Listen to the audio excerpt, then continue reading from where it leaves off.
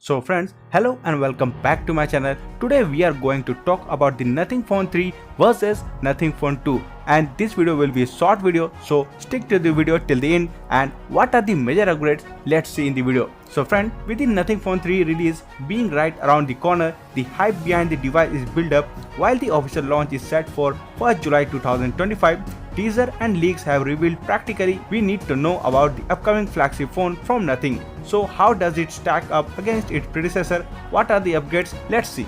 Nothing Phone 2 debuted with the Snapdragon 8 Plus Generation 1 back in 2023, which was still a high-end processor, but it was built the current generation flagship that featured the Snapdragon 8 Generation 2 at the time. With the Nothing Phone 3, the brand is bringing the Snapdragon 8 Generation 4 chipset, which might imply a similar treatment, but the chipset is still faster than the previous generation.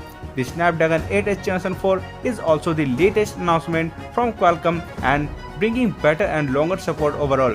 Nothing promises its longest software support yet, with 5 years of major Android upgrades and 7 years of security patches. So that's for today in this video. Thank you for watching, and for more videos like this, please subscribe to the channel and press the bell icon.